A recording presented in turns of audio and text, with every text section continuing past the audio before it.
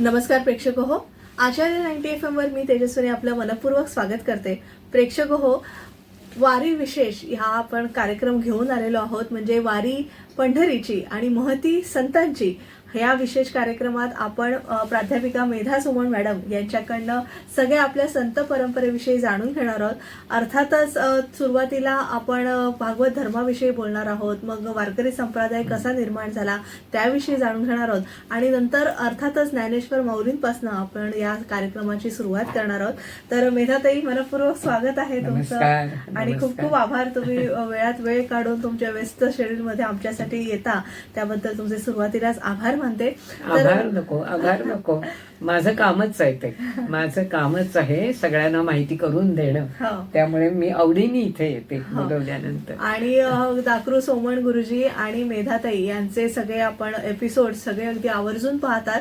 म्हणजे आपल्या श्रोत्यांची संख्या मला वाटतं तुमच्या दोघांच्या या सगळ्या निरूपणाने किंवा मुलाखतीमुळे वाढलेली आहे, त्याबद्दलही तुमचे आभार. आता थोडंसं आपण आता वारीचा सगळा माहोल आहे किंवा सगळे वारकरी निघालेले आहेत आणि आपल्या श्रोत्यांना किंवा आपल्या प्रेक्षकांना हे जाणून घ्यायचंय की नेमकं वारी सुरू कधीपासून झाली किंवा आपलं भागवत धर्माची सुरुवात कधीपासून झाली, त्याविषयी थोडंसं तुम्ही मार्गदर्शन करावं. नमस्कार. आषाढी एकादशीच्या निमित्ताने मी प्रथम आपल्याला सर्वांना शुभेच्छा देते आणि ही विठू माऊली आपल्याला यश देवो, आपली भरभराट हो आणि सुख संपन्नता सर्वांना प्राप्त हो अशी मी आधी सदिच्छा व्यक्त करते. आणि आता आपण पहिल्यांदा जे आपल्या इथला जो वारकरी संप्रदाय, या वारकरी संप्रदायाचं मूळ काय आहे आणि कुठून सुरुवात झाली ते आपण पहिल्यांदा बघणार आहोत. तर आपली संस्कृती आहे ना, ही संस्कृतीच मुळे आध्यात्मिक संस्कृती म्हटली जाते आणि त्यामुळे आपल्याकडे देवदेवतांचं महत्व हे सगळ्या सर्वसामान्य लोकांना अगदी वेदकाळापासून वाटते. त्यावेळेला निसर्गातले असलेले असे देव होते. आता यानंतर सगुणोपासना सुरू झाली, कारण निर्गुण निराकार असा परमेश्वर जाणणं हे सर्वसामान्य माणसाला शक्य होत नाही. म्हणजे कुठेतरी समोर मूर्ती पाहिजे आणि त्याला बघून ते सगुण रूप बघून प्रार्थना किंवा उपासना केली जात असते. आणि म्हणून आपल्याकडे पूर्वापार हे सगुण उपासनेची त्यानंतर सुरुवात झालेली आहे. तर आपल्याकडे त्यामुळे विविध देवता असल्यामुळे विविध देवतांचे वेगवेगळे संप्रदाय निर्माण झाले. म्हणजे विष्णूची उपासना करणारे वैष्णव संप्रदाय, शिवशंकराची उपासना करणारे ते शैव संप्रदाय, देवीची आराधना करणारे दुर्गा देवीची ते शाक्तपंथीय, दत्ताची उपासना करणारे दत्त संप्रदाय, दत्ताची उपासना करणारे दुसरे आणखी नाथ संप्रदाय सुद्धा, रामाची उपासना करणारे राम संप्रदाय, आदित्य संप्रदाय, असे अनेक संप्रदाय आपल्याकडे उदयाला आलेले आहेत. आणि आजपर्यंत आपल्याकडे बघितले तर पूर्वी पुष्कळ होते, आता आपल्याकडे तरी सुद्धा 70-75 असे वेगवेगळे संप्रदाय अजूनही अस्तित्वात आहेत. आता पहिला आपल्याला विचार करायचा आहे आज, तो म्हणजे वैष्णव संप्रदायाचा. पहिला वेदकाळामध्ये विष्णू ही देवता मानली जात होती आणि त्यानंतर त्या पुढच्या काळामध्ये वैष्णव धर्म हा मानला जात होता. म्हणजे वैष्णव धर्म म्हटलं की विष्णू हा देव आणि विष्णूची उपासना केली जात होती. हळूहळू काळ पुढे पुढे गेला तसं या वैष्णव धर्माला वासुदेव धर्म म्हणून म्हटलं जायला लागलं. कारण आपल्याकडे मग दशावतार, विष्णूचे दशावतार मानले जायला लागले आणि मग विष्णूच्या दशावतारातला 8वा अवतार हा कृष्णाचा अवतार, 7वा अवतार रामाचा अवतार आणि त्यामुळे राम कृष्ण हे दोनही ही आपली दैवत आणि त्यामुळे वैष्णव धर्म त्याची जी काही अवतार राम कृष्ण हे वैष्णव धर्मामध्ये मानले जायला लागले. मग त्यालाच पुढे सातवत काळात वासुदेव धर्म म्हटलं जायला लागलं आणि मग त्याच्या पुढच्या काळामध्ये म्हणजे गुप्त साम्राज्य असताना म्हणजे साधारण 7वा 8वं किंवा त्याच्याही आधीच शतक म्हणजे तर थोडासा कदाचित शतकाचा हे असेल, परंतु गुप्त साम्राज्यामध्ये मात्र आपल्याकडे त्याला वासुदेव धर्माच्या ऐवजी भागवत धर्म म्हणायला सुरुवात झाली. आता तू विचारशील मला भागवत धर्माची वैशिष्ट्य काय, मग याला भागवत धर्म का म्हणायचं, भागवत धर्मच का. हा, आता भागवत पुराणामध्ये हा सांगितलेला आहे म्हणून तो भागवत धर्म. स्वतः भगवंतांनी सांगितलेला आहे म्हणून तो भागवत धर्म, आणि भगवत भक्तांचा तो धर्म आहे म्हणून तो भागवत धर्म, आणि म्हणून त्याला भागवत धर्म म्हणतात. आता याच्या पुढचं लगेच की भगवंत कोणाला म्हणायचं, भगवंत कोण, कारण भगवंत आहे. हा भगवंत तुम्हाला आम्हाला कोणी भगवान नाही म्हणत, परंतु भगवान एकच. आपण भगवान विष्णू म्हणतो किंवा भगवान कृष्ण म्हणतो. म्हणजे भगवंत कोणाला म्हणायचं, भग याचा अर्थ भाग्य असा आहे, तसं भग याचा अर्थ तेज असाही आहे, आणि षडैश्वर्य गुण संपन्न असा तो भगवंत. आणि हे 6 गुण, षडैश्वर्य म्हणजे 6 गुण समुच्चयाने एकत्रित असणार एका व्यक्तीमध्ये.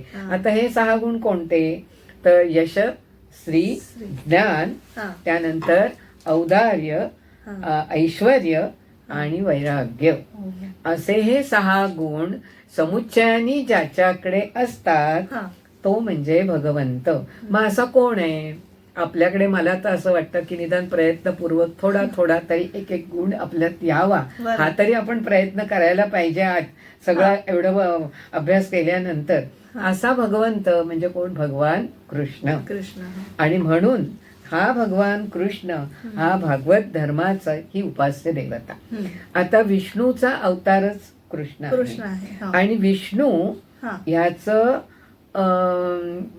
काय म्हणायचं त्याला, अवतार कार्य म्हणण्यापेक्षा सुद्धा विष्णूचं रूप असं हे होत आलेलं तो विठ्ठल. विठ्ठल हा शब्द अपभ्रंश होत होत तो विठ्ठल असा झाला. विष्णू हा संस्कृत शब्द आणि त्याचा अपभ्रंश होत विठ्ठल असा शब्द आला. आता विठ्ठल आणि पांडुरंग एकच आहे, पण मग त्याला पांडुरंग का म्हणायचं, तर पंढर, कर्नाटकात पंढर आणि पंढरी, पंढरवल्ली असं जे नाव आणि त्याच्यावरनं आपल्याकडे पंढरी, आणि मग त्याला पूर जोडलं की नगर शब्द होतो, म्हणून तो पंढरपूर असा शब्द आला. मग या पंढरपुरात कोणाचं वास्तव्य, तर त्या विठो माऊलीचं, तो पांडुरंग. त्यामुळे पांडुरंग, विठ्ठल हे सगळे एकच आहेत. विष्णूचं रूप कृष्ण आणि कृष्णाचंच रूप किंवा विष्णूचंच रूप म्हणजे विठ्ठल आणि पांडुरंग. आणि त्यामुळे या विठ्ठलाची उपासना भागवत धर्मामध्ये केली जाते, आणि या भागवत धर्माचंच विकसित रूप म्हणजे वारकरी संप्रदाय. आता भागवत धर्माची वैशिष्ट्य कोणती आहे? आता भागवत धर्माची वैशिष्ट्य पूर्वापार आपल्याकडे वैष्णव धर्मच होता, तर या भागवत धर्माला, वारकरी पंथाला म्हणा, वारकरी संप्रदायाला आपले यज्ञ संस्कृती मान्य आहे, पण यज्ञामधला बळी हा मात्र त्यांना मान्य नाही. आणि त्यामुळे भागवत धर्म हा पहिलं वैशिष्ट्य कोणतं, तर अहिंसा. त्यामुळे त्यांना हिंसा मान्य नाही, आणि त्यामुळे अहिंसेला ते जास्त महत्व देत असतात. आता दुसरं त्यांचं वैशिष्ट्य म्हणजे त्यांना कर्मकांड आवडत नाही. म्हणजे देखावा जो पूजेचा असतो ना, की मी समजा 10 रुपयाची माळ घातली देवाला, तर दुसरा येणार मी 100 रुपयाचा हार घातला, तिसरा म्हणणार मी 1000 रुपयाचा.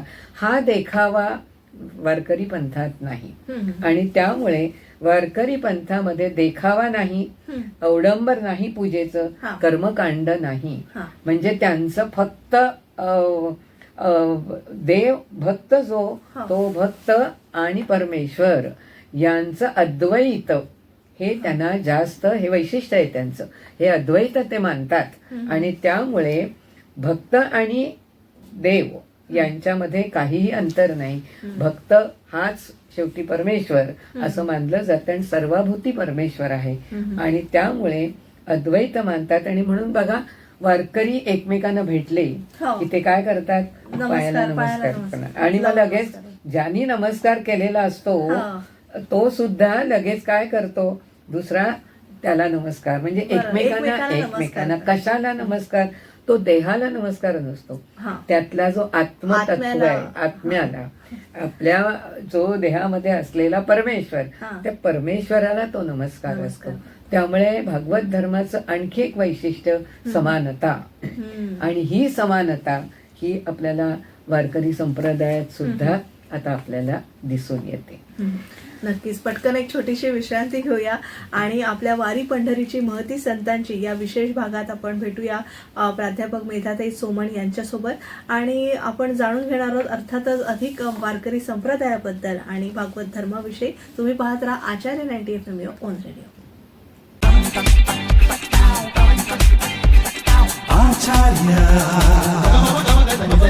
90 FM 90 FM.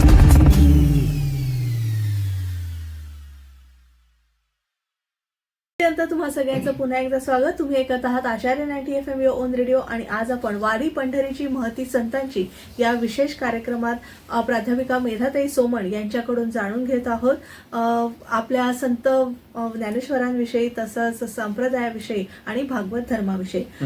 मेधाताई, आता असं सांगा की वारकरी संप्रदाय हा 12व्या शतकात जास्ती फोफावला आणि त्या संप्रदायाचा विकास नेमका कधीपासून सुरू झाला याविषयी थोडासा आपण विकास मगाशी बघितलाच की वैष्णव धर्म, वासुदेव धर्म, भागवत धर्म, तो विकास होतो, वारकरी संप्रदाय हे नाव मिळालं.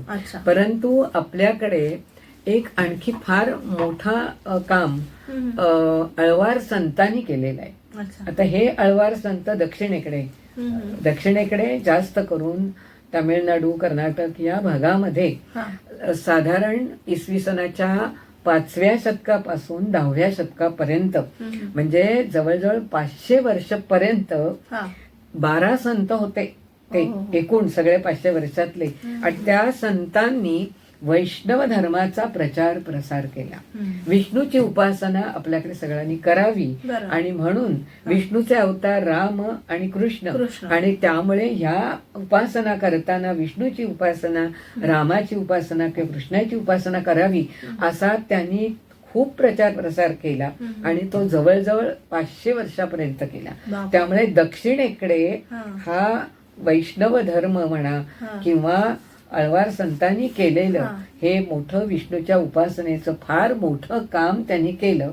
आणि त्यानंतर 10व्या शतकापासून आपल्याकडे 11व्या शतकात आणि आपल्याकडे तीर्थयात्रा होत होत्या त्यावेळेला.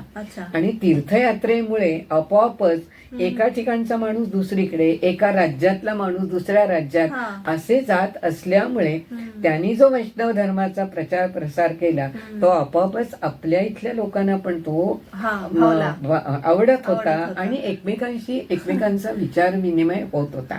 म्हणजे ज्ञानेश्वर माऊलींचे आई वडील सुद्धा, विशेषतः वडील, ते सुद्धा तीर्थयात्रेला जात असत आणि त्यामुळे त्यांना सुद्धा हे त्या काळामध्ये ह्या सगळ्याची एकमेकांची म्हणजे बोलणं होत असल्यामुळे आपोआपच हे सगळं संप्रदाय आणि माहिती होतं.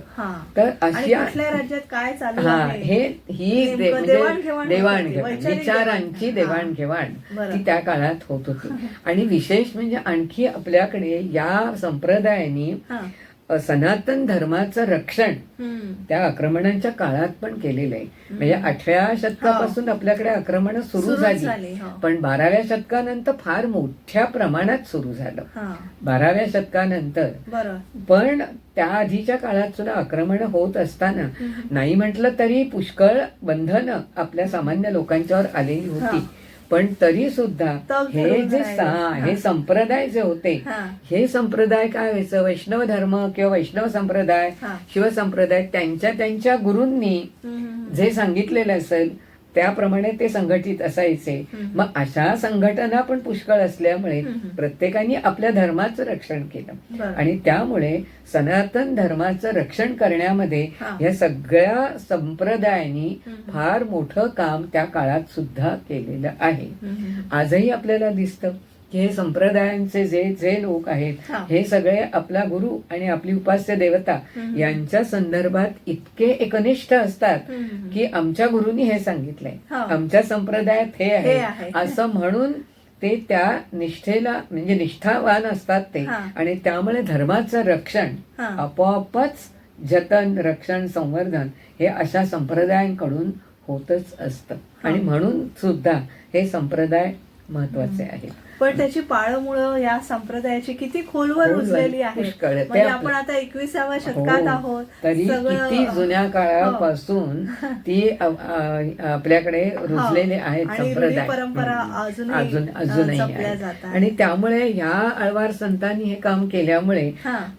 साहजिकच जो वारकरी संप्रदाय आपल्याकडे 12व्या शतकापासून जास्त जोमाने सुरू झालेला दिसतो तो अर्थात ज्ञानेश्वरांच्या काळापासून जास्त जास्त, कारण तेच शेवटी भागवत धर्माचे प्रणेते आपल्या इथले महाराष्ट्रातले म्हणून तेच प्रणेते आहेत. आणि भागवत धर्माचा प्रचार प्रसार हा त्यांनी जास्त, त्यानंतर त्यांच्या अनुयायांनी म्हणजे इतर संतांनी त्यांच्या बरोबर केलेला आहे. बरोबर. ज्ञानेश्वर माऊलींकडे वळूया, कारण आता तुम्ही विठ्ठलपंत कुलकर्णींचा उल्लेख केलात.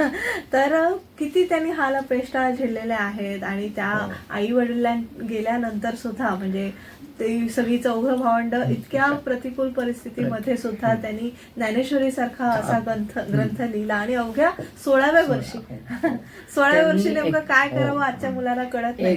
21व्या वर्षी त्यांनी समाधी घेतली. त्याच्या आधी त्यांनी तो ग्रंथ लिहिलेला आहे. पण त्याच्या बाबतीत सुद्धा असं झालं की विठ्ठलपंत आणि रुक्मिणी यांनी संन्यास घेतल्यानंतर पुन्हा संसार केलेला आहे. आणि ते त्या काळातल्या सनातन्यांना मान्य झालं नाही आणि त्यामुळे त्यांच्यावर बहिष्कार टाकला. मग त्यांना असं वाटायला लागलं की आपण आहोत म्हणून आपल्या मुलांच्यावरच पण बहिष्कार टाकला जातोय, तर आपणच बाजूला व्हावं त्यांच्यापासून, म्हणजे आपल्या मुलांचं जीवन तरी सुखकर होईल. पण म्हणून ते बाजूला झाले, म्हणून त्यांनी देह अर्पण केला नदीमध्ये. पण त्या मुलांचे सुद्धा हाल म्हणजे खाण्यापिण्याचे हाल आहेतच, पण त्याहीपेक्षा कुठेही जा समाजामध्ये प्रत्येक ठिकाणी म्हणजे ते आपेगाव, पैठण, आळंदी, पंढरपूर या एवढ्या ह्याच्यातनं ते फिरत होते. पण तरी सुद्धा त्यांना कुठेही म्हणजे सन्मानाने नाहीच. पण त्यानंतर मात्र ते पैठणला गेले आणि पैठणला गेल्यानंतर जेव्हा तिथल्या लोकांच्या समोर निवृत्ती, ज्ञानदेव, सोपान, मुक्ताबाई यांनी काही हे सांगितलं, तर त्यावेळेला त्यांना सगळ्या त्या सनातन्यांनी शास्त्रामधले नियम बघितले. पण आता अशा संन्याशांच्या मुलांची मुंज नाही करता येणार, पण त्यांनी त्यांना नाकारलं नाही. त्यांनी सांगितलं की तुम्ही आता ईश्वर चिंतनात मग्न राहा आणि तुमची शुद्धी करून घ्या. आणि त्यामुळे हे सगळेजण त्याप्रमाणे हे करायला लागले. पण त्याच्यात सुद्धा एक विठ्ठलपंत असताना एकदा ते वनातून म्हणा किंवा असे जात असताना एकदम वाघ मागे आला, ते धावायला लागले. पण त्याच्यात मुक्ताई कडेवर आणि त्या सोपान ज्ञानेश्वर त्यांच्या बरोबर आणि मोठा निवृत्ती, त्यामुळे तो थोडा बाजूनी चालत धावत असताना तो वेगळ्या मार्गाला एकदम गेला आणि चुकामुक झाली. पण तो एका गुहेत शिरला वाघ येईल म्हणून. तर नेमका त्या गुहेमध्ये गहिनीनाथ होते आणि मग गहिनीनाथांच्या सान्निध्यात तो राहिला, काही दिवस होता. आणि तिथे राहिल्यानंतर त्यांनी त्याला दीक्षा दिली आणि तो नाथ संप्रदायाचा. आणि मग ते परत आले त्यानंतर मग ह्या चौघा भावांड जी राहत होती त्यात त्यांनी आपल्या ज्ञानेश्वरा म्हणजे धाकट्या भावाला त्यांनी नाथ संप्रदायाची दीक्षा दिली. आता नाथ संप्रदाय हा तसा म्हटलं तर समाजापासून थोडे दूर असलेले असे ते अनुयायी आहेत. त्या काळामध्ये खरं म्हणजे सामान्य माणसाला काही ईश्वर विषयक काही मार्गदर्शनाची जरूर होती. आणि त्या मानाने या मुलांनी त्या मनाने पुष्कळ अभ्यास त्यावेळेला केलेला होता. तर निवृत्तीनाथांनी ते गुरु त्याच बरोबर. हो. ज्ञानेश्वरांचे नाही, सगळ्यांचे. त्यांनी त्याला सांगितलं बरोबर. की हा जो कलिग्रस्त समाज आहे हा. तर या समाजाला तात्काळ त्यांचा उद्धार करण्याची गरज आहे. आहे. तेव्हा तू आता त्यांना समजेल साध्या सोप्या भाषेमध्ये हे ईश्वर विषयक तत्वज्ञान, कर्माचं तत्वज्ञान तू त्यांना सांगायला पाहिजे आहेस. अच्छा. ते कर्मयोगाचं तत्वज्ञान तू सांगावंस. तर आता प्रस्थानत्रयी मधला एक ग्रंथ म्हणजे कुठचा, तर भगवद्गीता. तर या भगवद्गीता या ग्रंथाचं तू प्राकृतात भाष्य त्याच्यावर कर आणि सामान्य लोकांना समजेल अशा भाषेमध्ये तो ग्रंथ तू लिहावास असं म्हटल्यानंतर नेवासेला असतानाच त्यांनी मान्य केलं आणि सिद्धेश्वर मंदिरात त्यांनी लगेच त्या प्रवचनाला ते सुरुवात करणार होते. अच्छा. त्यापूर्वी एक आणखी घटना घडली की एक स्त्री अशी बसलेली आणि बाजूला तिचा पती मूर्छित झालेला म्हणा किंवा असा रडत असताना काय झालं विचारल्यावर ते असं हे आहे. त्यांनी नुसता हात फिरवला ज्ञानेश्वरांनी. त्याबरोबर ते हालचाल करायला लागले. अर्थात ह्या चमत्कारावर किती विश्वास ठेवावा काही नाही, पण प्रेमाने हात फिरवलेला होता तो आणि त्यामुळे ते हालचाल करायला लागले आणि त्यानंतर ते चालत घरी गेले वगैरे सगळं झालं. ते सच्चिदानंद आणि त्यामुळे सच्चिदानंद बाबा यांनी ज्ञानेश्वरीचं सगळं लेखन केलं आणि ज्ञानेश्वर माऊली या त्यामध्ये सतत बोलत होत्या आणि भगवद्गीतेचं सगळं भाष्य प्राकृतामध्ये त्यांनी केलं आणि लेखनिक म्हणू आपण त्याला. लेखनिक म्हणूया, लेखनिक. पण त्यांनी ते लिहिलं आणि 9,000 ओव्या त्या लिहिल्या. अच्छा. आता ह्याच्यामध्ये ज्ञानेश्वरांचं फार मोठं काम तू आता विचारलं होतंस की त्यांनी काय कार्य केलं. तर महत्वाचं कार्य असं की भगवद्गीता ही एक संस्कृत ग्रंथ आणि संस्कृत सामान्य लोकांना कळत नाही. पण मग त्यातलं तत्वज्ञान तर लोकांच्या पर्यंत जायला हवं होतं आणि म्हणून त्या काळामध्ये सामान्य लोकांना ते तत्वज्ञान कळावं म्हणून त्यांनी ते प्राकृत भाषेत, मराठी भाषेत म्हणा, मराठी भाषेत ते लिहिलं. आणि त्यांची भाषा आधी मुळात ते कविवृत्तीचे, ते तत्वज्ञ आहेत, ते स्थितप्रज्ञ आहेत, ते योगी आहेत, ते ज्ञानी आहेत, पण तरी सुद्धा ते कवी पण आहेत. त्यामुळे इतक्या रसाळ भाषेमध्ये, साध्या सोप्या भाषेमध्ये सामान्यातल्या सामान्य भाषेला कळेल, माणसाला कळेल अशा तऱ्हेने त्यांनी ते तत्वज्ञान सांगितलं, कर्मयोगाचं तत्वज्ञान. आणि मुख्य म्हणजे भगवद्गीतेमध्ये जो कृष्ण आणि अर्जुन हा संवाद आहे. म्हणजे कृष्णा म्हणजे अर्जुनाने प्रश्न विचारायचे, शंका विचारायच्या, कृष्णाने मार्गदर्शन करायचं, उत्तरं द्यायची. म्हणजे तिथे आणखी तिसरा कोणी नाही.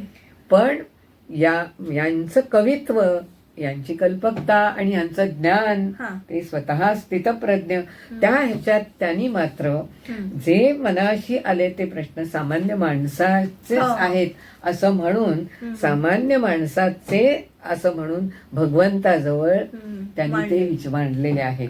आणि त्यामुळे सामान्य माणसाचा थेट संवाद भगवंताजवळ झाला ज्ञानेश्वरीच्या रूपाने. आणि त्यामुळे एक दार सामान्य माणसाला खुलं झालं की तो भगवंत खूप दूर आहे असं जे लोकांना वाटत होतं, अरे तो तर आपल्या इथेच आहे असं म्हणून तो भगवंत आता आपलाच आहे, ही जी भावना सामान्य माणसाची झाली. आणि तीच त्यांच्या बरोबर जे संत सगळे त्यांनाही ते समजलं. आणि म्हणून ज्ञानेश्वरांनी विठोबा म्हणजे विठू माऊली जे म्हटलं, ते माऊली म्हणजे आईजवळ बोलताना कसं एखादा लहान अगदी मोकळेपणाने आपल्या मनातल्या भावना व्यक्त करतो, आपली दुःख असतील, आपला आनंद असेल, राग असेल, रागावून सुद्धा आईजवळ बोलतात ना, तसे हे संत रागावून सुद्धा विठोशी बोलत होते आणि आपली गाऱ्हाणी मांडत होते. तर ह्या सगळ्या भावभावना ज्या सगळ्या संतांनी ज्या व्यक्त केल्या त्याचं मुख्य कारण ज्ञानेश्वर माऊलींनी हे जे भगवंताजवळ थेट संवाद सामान्य भक्तांचा घालून दिला ते महत्वाचं आणि ते फार मोठं कार्य. आणि त्यामुळे आपोआपच विठू माऊली विषयीचं, विठू म्हणजेच हा भगवान कृष्ण, त्यामुळे विठू माऊली विषयी गप्पा मारणं आणि आपल्या मनातल्या भावना व्यक्त करणं, हा जो भगवत भक्तीचा एक मार्ग हा त्यांना खुला झाला. आणि वारकरी संप्रदायात त्यामुळे जो फोफावला गेला ते प्रणेते कोण आहेत तर ज्ञानेश्वर. आणि त्यामुळे त्यांच्या बरोबर लगेच त्यानंतर आले नामदेव. नामदेवांचं आपण नंतर बघणारच आहोत, पण नामदेव आले, समकालीन आहेत ते. पण नामदेव आले, मग नामदेवांच्या नंतर आणखी चोखामेळा, हे विसोबा खेचर किंवा कोरा कुंभार ते आले. त्यानंतरच्या काळामध्ये मग आलेले म्हणजे एकनाथ महाराज, जवळजवळ 300 वर्षानंतर. पण नंतर एकनाथांच्या नंतर तुकाराम महाराज, आणि ही सगळी संत मंडळी, त्याच्या अनुषंगाने सगळ्या स्त्री संत, त्याही सगळ्या वारकरी संप्रदायात ज्या सामील झाल्या. आता हे आणखी म्हणजे वारकरी संप्रदाय जो वारीला जातात त्यांचं बघा अगदी किती साधेपणा आहे. त्यांचं बाह्य लक्षण म्हणजे पांढरे कपडे, त्यानंतर हातात चिपळ्या किंवा टाळ, कपाळाला गंध आणि गळ्यात तुळशीची माळ किंवा अशी घातली, आणि नुसतं जय हरी विठ्ठल जय हरी विठ्ठल हा नामजप किंवा ज्ञानबा तुकाराम रामकृष्ण हरी म्हणजे हा नामजप करीत ते चालत जात असतात. आणि ही जी म्हणजे धुंद, ते त्या विठोबाशीच इतके धुंद झालेले असतात की आजूबाजूला कोण आहे काय आहे कशाचीही त्यांना म्हणजे तहान भूक हरपतात. पायात चप्पल असतात नसतात, पाय भाजत असतात, काटे कुठे कधी पाऊस असतो कधी, म्हणजे कशाचीच नाही, इतके त्या विठू भक्त तन्मय झालेले असतात. ज्ञानेश्वर माऊलींनी सुद्धा आणखी काय सांगितलं तर भक्ती करा पण काम टाकायचं नाही. आणि त्यामुळे ह्या सगळ्या संतांनी काय केलं तर नामजप करत राहिले आणि एकीकडे काम. म्हणजे जनाबाई नामदेवांच्या घरी खरं दासी नोकराणी म्हणून होती. मोठं ते जातं घेऊन बसायची आणि पीठ दळायची. मग एवढं पीठ आणि नामजप असायचा, त्यामुळे अरे हे एवढं पीठ कधी दळलं, कारण सतत विठू माऊलीचंच. सावता माळ्यांनी सुद्धा तेच सांगितलं, कांदा मळा भाजी अवघी मिठाई माझी. म्हणजे की तो सगळा मळा असा फुललेला दिसला, चराचरात असलेला तो परमेश्वर आणि ती बाग त्याच्यात तो परमेश्वरच आहे असं म्हणून ती बाग फुलवली. आता ती फुलवायची म्हणजे काय सोपं नाहीये, त्याच्यासाठी केवढी मेहनत आहे. आणि त्यामुळे ही मेहनत म्हणजे हे काम निरपेक्ष बुद्धीने करणं, हा विचार आणि कर्म सोडायचं नाही. आपल्याला जे कर्म आहे ते आपलं कर्म, जे नेमून दिलेलं कर्म ते करणं, हा मुख्य विचार, हा गीतेमधला विचार ज्ञानेश्वरीत आला. आणि ज्ञानेश्वर माऊलींनी तो साध्या सोप्या भाषेत आपल्या अनुयायांना सांगितला. वारकरी संप्रदाय आजही त्याप्रमाणेच सगळे वागतात. त्यामुळे वारीला गेलेला किंवा जो वारकरी म्हणून आहे त्याच्याकडे इतकी समानता आहे.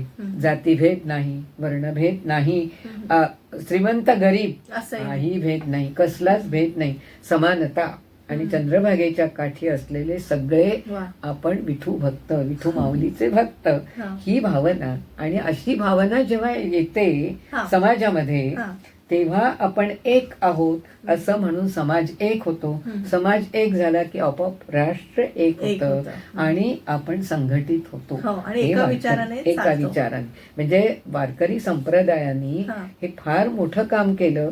आणि ते काम पहिलं कोण तर ज्ञानेश्वर माऊली. आणि इतके म्हणजे त्यांचे इतके हाल झाले, लोकांनी त्यांना वाळीत टाकलं. पण जेव्हा त्यांच्याकडे काहीतरी आहे ज्ञान हे जेव्हा समजलं तेव्हा त्यांना प्रवचनाला सुद्धा माणसं यायची, ते ऐकायला लागले. सगळे संत एकत्र आले, त्यांच्या भोवती जमले आणि सगळे एकत्रितपणे तीर्थयात्रेला गेले. आणि ती सगळी तीर्थयात्रा करून नंतर जेव्हा ते परत आळंदीला आले आणि आळंदीला आल्यानंतर मग त्यांनी समाधीचा विचार, संजीवन समाधी, तो संजीवन समाधी जी घेतली तर तो समाधीचा विचार मांडला. काही जणांनी त्यांना नका जाऊ, सगळ्यांना त्यांचा विरह सहन होणार नव्हता. पण माझं कार्य संपलंय, आता माझा आता काही करायचं राहिलं नाहीये, त्यामुळे आता मी मी माझं समाधी अवतार घेतली. कार्य हां, संपवलं. माझं अवतार कार्य संपलेलं आहे असं म्हणून त्यांनी ती समाधी हो. घेतली. मला पण वाटतं हा भाग आपला मोठा होणार आहे, कारण अर्थातच विषय संत ज्ञानेश्वर आहे. तर या भागात आपण इथेच थांबूया आणि संत ज्ञानेश्वरांविषयी आणि सगळ्या 4 भावंडांविषयी अधिक जाणून घेऊया प्राध्यापिका मेधाताई सोमण यांच्यासोबत. तर प्रेक्षक हो, वारी पंढरीची महती संतांची या विशेष कार्यक्रमात आपण सगळ्या संत परंपरेविषयी जाणून घेतोय. अर्थातच पहिला भाग आपला संत ज्ञानेश्वर यांच्याविषयी आहे, तर दुसऱ्या भागात पुन्हा संत ज्ञानेश्वर आणि सगळ्या भावंडांविषयी आपण जाणून घेतोय. तुम्ही पाहत राहा आचार्य 90 FM ओन रेडिओ. धन्यवाद.